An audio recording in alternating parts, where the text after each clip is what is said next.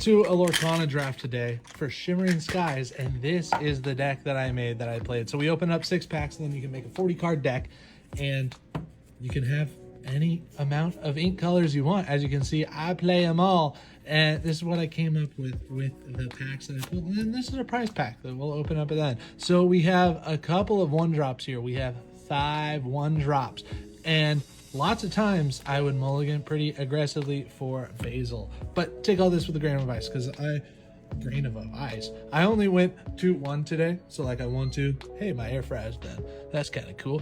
So on turn 1, I really like playing this Basil, and then I'll show you the 2-drop that I pair it with. So Basil has support. He's a 2-1, so he's able to take out most other stuff, and that's what we like to see. Cogsworth is the 1-drop that pairs well with a lot of stuff. So it has the, when you play this character, chosen character gains rush this turn. So there's a wombo combo that I did later on in the game, but it's not on turn 1, that's for sure. So looking at our 2-drops, this card, not worth it. Not worth the cardboard it's painted on. Second of all, I got these heavy play sleeves, and I already like bent 2 of them.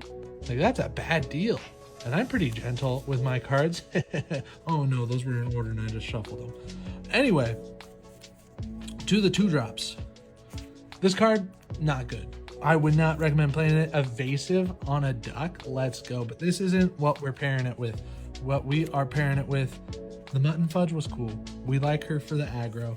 The Queen, never play it. Hold up. We're going to rearrange. Okay, I put everything back in order.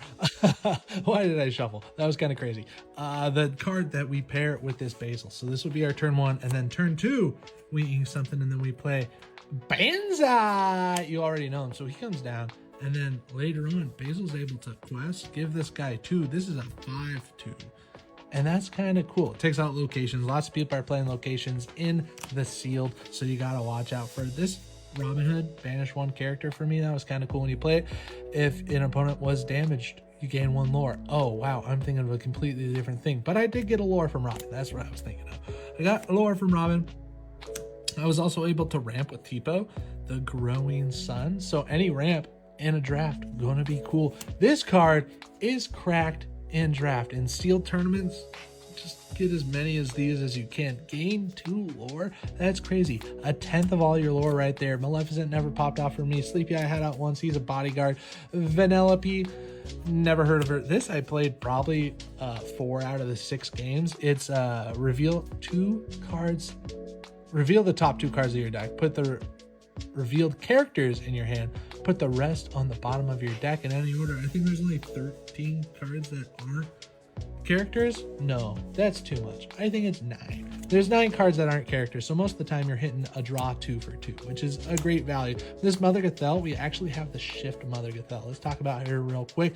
She is our only 6-drop in the whole deck, so you can shift her for 4.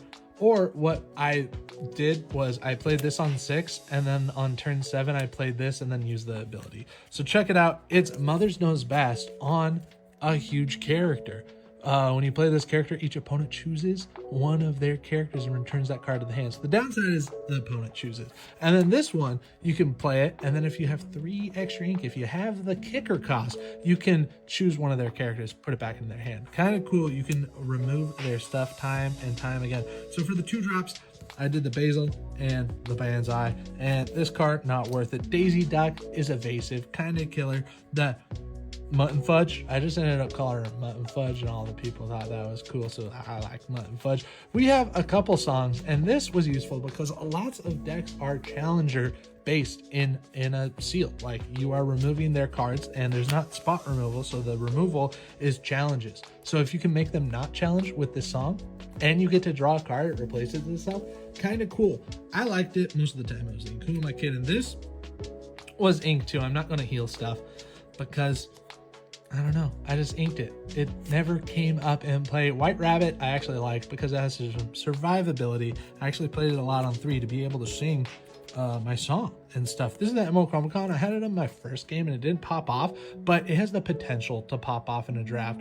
During opponent's turn, whenever one of your characters is banished, you may return chosen character to the player's hand. So it's the Muse's ability on an item, and there's no real like item banishment in the sealed Shimmering Skies. So that's what's good. We got the Snowana Rainbow.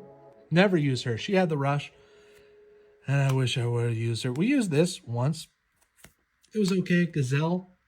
Don't play Gazelle if you don't have singers, but also play Gazelle if you don't have any songs, because she quests for 2, and 2 is huge. Oh, what's that? Quest for 2? 2 is huge. Would you rather have a 3 or a 3? I played both, and I was happy I did. The Merlin Turtle was surprisingly better than I thought, being able to dig in the deck. You want to be able to dig for stuff, and that's what he do. We got the You're Welcome, my star of a card. Most of the time it was used for my opponent's spot removal, but I actually used it on myself to draw myself 2 cards once, and that was A-okay with me. This is Cha-Cha. She's basically a goat, and we like that. Stitch, underrated. If you're doing the sealed, get the Stitch, because when you play it, you can do 2 damage to chosen character. Pretty cool. Finders Keeper, this is a game changer late game. Do draw 3 cards. Don't mind if I do. Minnie Mouse, I don't have a shift target for her, so she's kind of worthless, but she quests for 2, so she's in the deck. The Queen, I pulled 2 of her. And she's a super rare, but she's only cool when you have tribe. Like when you have a whole bunch of other queens, it's cool. When you're playing a Maleficent Queen Blurple deck, it's going to be cool, but it's not cool in draft. Do yourself a favor. Don't play the Queen in your draft or sealed tournament. There's Donnie the Duck, and he's Detective Mickey, but better because he survives and he quests for 2. He's what's up. I like Detective Donald. There's Zazu. We actually got 2 copies of the Zazu, and he's evasive, which there's lots of cards that like gain evasive during the turn, but this is how you take out their minis. I usually used him to attack instead of questing, but that's just how it is. Our final 2 cards are boss cards. We didn't get anything cool. There's no legendaries in this because we didn't pull any legendaries, and that's how it goes sometimes. This Robin Hood, I saw Games with Gabe talk about this. He was like, oh, you should play this, and I played it. It didn't pop off for me, but it popped off with Games with Gabe. He says this character gets +1 more for each opposing damage character in play. There's going to be damaged opposing characters in play. I just didn't get to use them when I wanted to. Here's the Anna, the Mystical Majesty.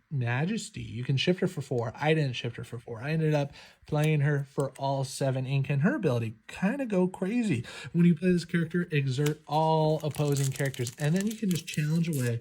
You can get them. Have a good time with your sealed tournaments. Is that a hidden Mickey? I think so, right? And let's see if we got anything cool. There's Ratigan. Ever heard of him? Vanellope. We got more Anna. Oh, garbage card. Didn't like that one. Clarabelle. Hey, oh, rare. Don't let the frostbite. Ayo. We got the Chicha. And then a common foil Gazelle. That's what it do be like. Please like and follow.